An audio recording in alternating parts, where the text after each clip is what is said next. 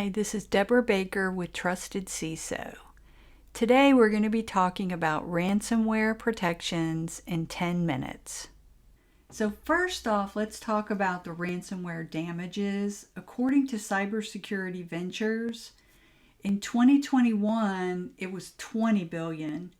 It's going to more than double by 2024, and it's going to be 265 billion by 2031. So essentially, the hackers know they can make money off this, so it's just going to continue.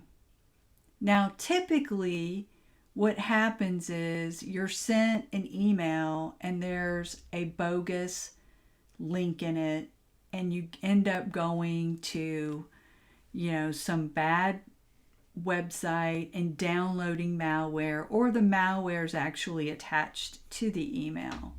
That's one way. The other major way that you could be compromised is just that RDP is unsecured on your perimeter, or SMB. These ports are open. The hackers, they look at the scans that are already available online. You can see my other pen test video where I talk about that.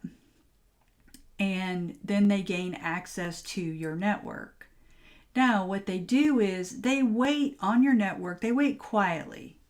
They don't make a lot of noise because if you do have good cybersecurity tools, they don't want to be caught. And what they're going to do is traverse your network, most likely laterally, and they're going to try to find those databases that have the critical information, whether it's customer data, whether it's HR data, PII, names, addresses, how much the people make, any kind of data. It could be source code, any sort of information that they can take and sell on the dark web and make money.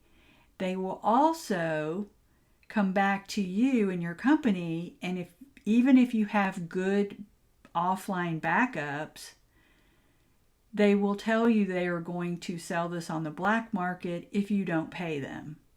So that's why they're using this method.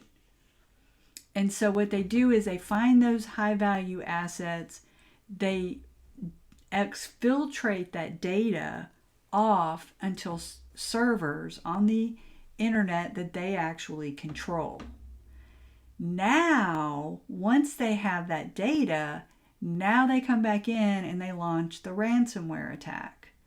And what happens is with this ransomware, it will self-propagate on your network, especially if it's flat and you don't have it segmented, using RDP, SMB, and suddenly your whole network is shut down. Now, what can you do if you actually have ransomware on your machine? First thing you do, turn it off, disconnect it, get it off the wireless network, because it will self-propagate. And so that's the first thing you want to do, is not allow it to propagate to other hosts and servers on your network. You also want to make sure you have scheduled backups, offline backups, because anything, if you have like a cloud backup and it's active when the ransomware hits, all of those through your USB, all of those those backups will be encrypted. So it's really important that you have offline backups. And there are really good like SaaS services that will do this, and includes like disaster recovery and failover and everything. So you'll want to look into that. You want to have endpoint detection and response. So antivirus is not good enough anymore. So you want Windows Defender, or you want Tanium or CrowdStrike. Any of these more advanced endpoints on your hosts and servers will alarm if there's ransomware. Don't use old operating systems that can no longer be patched, like Windows 98, XP, Win 7, Windows 2008. Use Windows 10 or or 2011. And what you want to do is, what happens is with these old ones is there's all sorts of vulnerabilities. There's no more security patches. And they also use SMB version 1.0, which is easily where the ransomware can self-propagate. So you want to use SMB version 3. So some other measures you can do on your perimeter, you can shut down port 3389, which will not allow RDP. Or you can say, no, I have to have RDP, but I'm going to either use it with a VPN or I'm going to use it with two-factor authentication. You should be using multi-factor authentication anyway on all your, machines, devices, and everything. You can block externally these weak ports for the SMB, which I've got listed here. Ensure that you enable SMB version 3.0 and you have to disable these other ones, 1.0 and 2.0.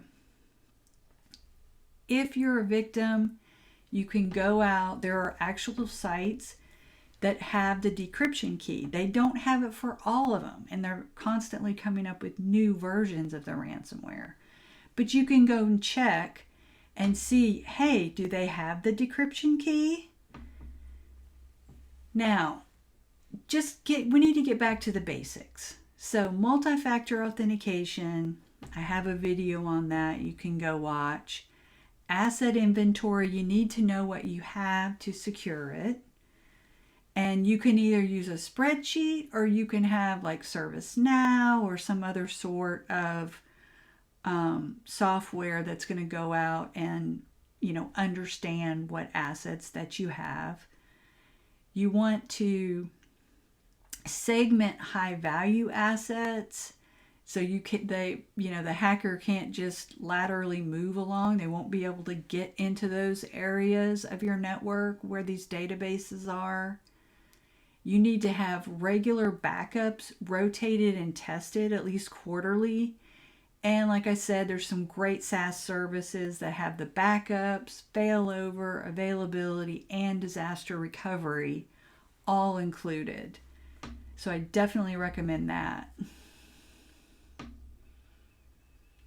Now, vulnerability prioritization, make sure you're getting the criticals and highs patched within 30 days, because many times it's just you've got a server that's externally open to the internet and it wasn't patched. So you really want to keep up with that. Secure configuration on your network devices and your cloud devices, and this especially like your firewalls, where you're doing in the cloud. I mean, you basically have firewalls. Some people are actually running like virtual Palo Alto, but there's also you've got your access controls and making sure your S3 bucket is actually private and not public and things like that. So look at the Center for Internet Security. Their guidelines are excellent, so you definitely want to follow that. Secure configuration. And for data protection, you want to use strong cryptography and OWASP. So you're following these good practices. Hi, this is Deborah Baker with TrustedCISO. Hit subscribe for more cybersecurity tips in 10 minutes.